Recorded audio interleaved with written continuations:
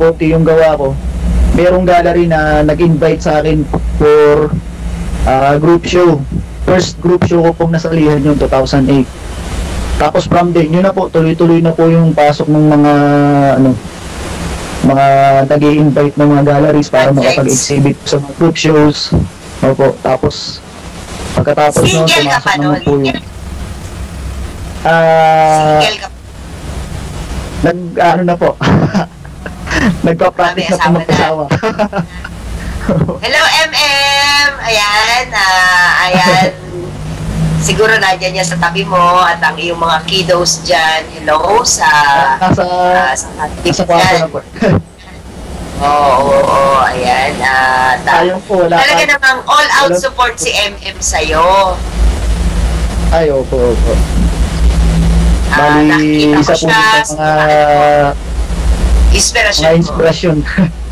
Opo. Oo. Congratulations. Tsaka talaga namang MM, hindi ka nagkamali kay Marco.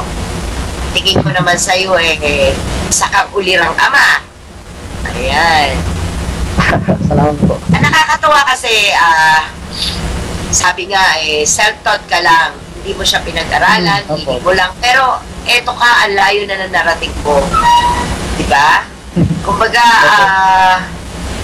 isa kang inspirasyon sa mga kagaya namin na at sa mga bagong sipol na mahilig sa art pero walang kakayahang makapag-aral kasi alam naman natin na mahal maging makapag-aral ng fine arts talaga. Meron ka bang sabi mo nga hindi mo napag-aralan yan na I mean, hindi ka nag-ano sa, kasi academic, tsaka di ba? Nangangarap ka ba na nakapag-formal sa fine arts? Ayoko, hanggang ngayon po, iniisip ko pa rin yun. Sabi ko, sana one day, kahit na matanda ako, makapag-aral pa rin ako. Diba? Ako din. Yan din ang ano ko, kasi ako, high school lang. Then, syempre, parehas po tayo. habang storya, nagkaroon ako ng pagkakataong makapag-aral. Actually, hindi pa nga ako tapos ng high school Lately ko na lang siya tinapos, kumuha ko ng alternative learning system. Then, in 3 months lang, nakapasa na ako. Sabi ko, gusto ko mag-aral, kundi architecture, fine arts nga. Pero hindi ako dyan sa pagdodrawing. Yung, sabihin na natin, gusto ko lang siya, pero never akong yung push na mag-drawing na. Opo. Nakakilala ko kayo. At talaga na-inspired ako. Yun, doon na nagtuloy-tuloy yun. Ano yan, Marco, lahi nyo ang pagiging artist? Sa tingin ko po, opo Kasi yung tatay ko, naalala ko po nun, wala pa siya sa Ajinomoto nun, nasa Quezon City pa kami nun, bata pa ako Nasa nasa kumpanya po ng furniture. Bali, tatay ko yung pinakamataas doon na siya yung nagdi-design ng mga gagawin ng mga tao doon. Tapos siya rin po yung gumagawa, yung mga materials. Kikita ko po siya paano siya mag-drawing. Ayun. Kasi yun, siguro, pumasok yung knowledge na yun sa utak ko. Tapos, nung nag-aaral na po ako ng grade school, yung nanay ko naman po gawa ng drawing ko pag di ko alam yung gawin. Tapos yun, parang doon, nakahasa na lang po, nakahasa. Artist din. Lang po, yung marunong lang. Ay, bilangin both, parehas yan. Parehas silang may history na talaga, kasi napunta sa iyo Kumbaga, ayan, diyan nagkaroon ng, share mo naman yung message sa'yo ng tatay mo, yung mga puna sa'yo at ng nanay mo. Nung nakita ka na nila na, kasama, buhay pa ba sila? Opo. Ayun, no? Hello, tatay, nanay, ayan. Nasa lang, yung... Oo, sana nanonood at nakikinig sila ngayon, ano yung unang-unang tawag dito? Siyempre tayo, di ba? Yung first exhibit mo, sige, ano yung unang-unang naging salita ng magulang mo, yung nanay at tatay mo sa'yo?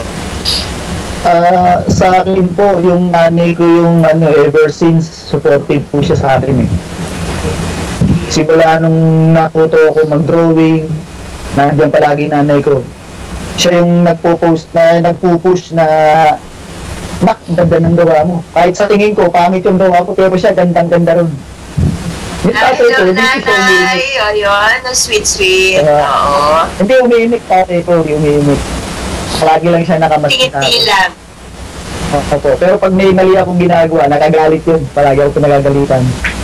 Tapos yung na po, pag may mga mali akong nagagawa doon sa mali.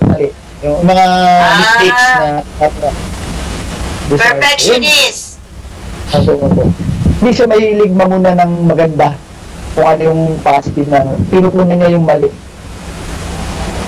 Opo. Magandang ano yun. Hindi, magandang motivation yun sa'yo. Opo. Kasi ngayon, nung narito na ako ngayon, naiisip ko yung mga ginawa ni tatay na pamumuna niya sa akin dun sa mga mistakes ko dun sa mga dati kong trabaho.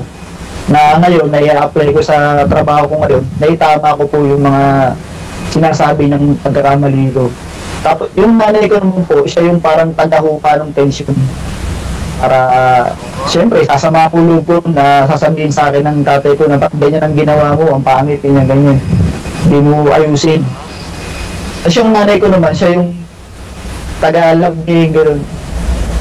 Buti na lang yung dalawa na yun. Hindi, magkasalungat sila ng... Sila? Negative, positive sila. Opo. Yun na, magandang ano yun eh. Magandang motivation nyo. Kasi pangit naman na ako mas gusto ko punahin yung mali or punahin yung ano ba yung tama. Halimbawa, kagaya noon, naalala ko noon na actually hindi mo naman ako pinuna eh. Parang nag-ano ka lang sa akin na Ate Apple, pwede mag-advise, di ba? Sabi ko, ay nako, naalala mo ba yun? Sabi ko, ay nako, super thankful ako dun sa mga ganong punas, mga ganong ano, kasi dun ako matututo eh. Kasi ako, ikaw, may mata ka na, may nakikita ka na maaari hindi ko nakikita. So, syempre, kung ituturo mo sa akin, Ate Apple, ito medyo malito, ito ganito gawin mo, o diba, ano nangyari sa akin? Natuto ako. So, napakalaking bagay na huwag tayo magalit kung tayo pinupunan. Kasi, isa talaga yan sa makakapagpa-add ng knowledge natin at mas lalong gagaling yung gawa natin, di ba? Okay. Ayan, yung mga kapatid mo, ayan, sino yung kauna-una? Kasi, ang dami yung belyo. Ilan kayo magkakapatid?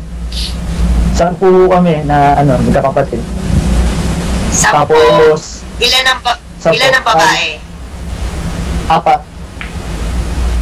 Tapos, 6 na lalaki. Babae. Yung babae na yan, artist din? Marunong din po sila mag-drawing. Oo, pero...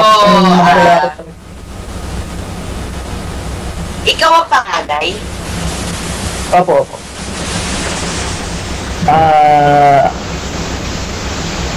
Yung sumunod po sa akin, babae, tapos isa pang babae, tapos si Michael na, tapos puro lalaki na yun.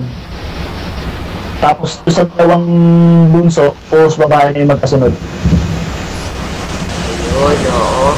So talagang yung mga kapatid mo, nahahatak mo talaga sila. Nakikita ko rin yung mga gawa nila JR. Ayan, ang gagaling din. Tsaka talagang nakakatawa kasi lahat sila nasa forest. Diba? Okay. Nakaka-inspired yung samahan ninyo. Yung samahan ninyo mga kapatid. Oo. Ako nga, how I wish, sabi magkakapatid. Ito mga kapatid ko, sa una lang, nung bata sila, mahilig sila mag-drawing. Mga anime. Kaya lang, syempre, mga maaaga din kasi nagkasawa, so hindi nila na-enjoy yung life. At trabaho na lang talaga ang ginagawa nila. Wala na silang pagkakataon na, kagaya niya, mag-drawing, Opo. Siguro, kagaya late bloomer din ako eh. Inuna ko rin naman ang pagtatrabaho. Sana dumating din ang time sa kanila na magkaroon sila ng pagkakataong mapasaya nila yung sarili nila. Kasi ako, napapasaya ko sarili ko eh. Bukod doon, bukod doon, kahit paano, nakakakuha ko ng pambili ng art materials ko. Diba? Nananalo sa, kahit paano, nasasama sa mga finalist, diba? Nakakatawa. Mag-grab na yan, ate. Sana nga. Kaya na syempre, hindi naman yun ang priority ko sa ngayon. Syempre, alam nyo naman full-time nanay. Syempre, kailangan ipaghanap buhay. So, pagka may pagkakataon, ayan, binabagpatan ko ng pagdodrawing. Tama ba yun, no? Pag ang ginagamit ko ay pastel pencil drawing lang siya, di ba? Kasi medyo mahina na po yung reception. Ayun. Tama ba yun na halimbawa kung ang ginagamit mo ay pastel at mga pencil, mga charcoal, drawing lang ang tawag dyan, ba? Opo, drawing yun. Oo. So pag gumagamit ka na ng gumagamit ka ng watercolor, acrylic, at saka ng ayan. Yung pastel po, nasa painting na. Pero yung pastel, kinukonsider po yan, parang nasa gitna siya, pwede siyang drawing, pwedeng painting. Ayun. So painting pala din matatawag yung medium ko. Opo. Ayun. Ay, salamat. O, kita mo, may natutunan ako. Ayan. Siyempre, marami pa talaga akong dapat matutunan. Nandyan nga pala si Bunso, Mary Ann. Hello, Ate Teens. Pwede po ba nating matawagan si Mary Ann Esteban Cuevas? Makasama po natin siya dito. Ayan, Bro Marco, habang tinatawagan si makikichika-chika siya sa atin.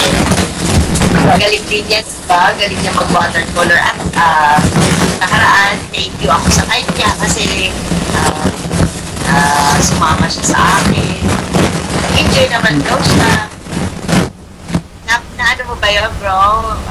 Yung pagpunta namin sa event. Wala lang, para lang kami namasyal na ang saya-saya.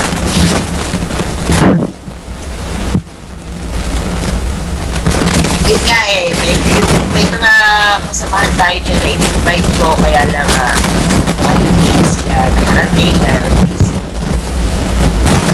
So, ito, Manila Art, sasali ka sa, anong years ba? 68 annual competition ng AAP, di ba? Opo, meron din, November. PNP ka na? Hindi ko po alam kung makasali ko dun kasi tagdad po ng gagawin pang exhibit na yung hanggang November. Ako, kayang-kaya mo yan, ikaw pa. Ikaw pa. Yun nga lang minsan, wag masyadong abusuhin. Opo. Nakikita ko at nababasa ko yung mga commentan dyan na talagang super pagka tinrabaho mo talaga, hindi ka na natutulog. Ay, opo.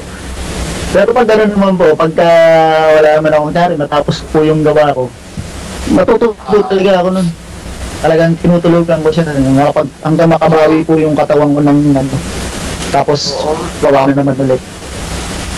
Ayun, nahirap din kasi na syempre, delikado rin yun, yung internal organ natin, iba din kasi yung talaga nakakatulog ka.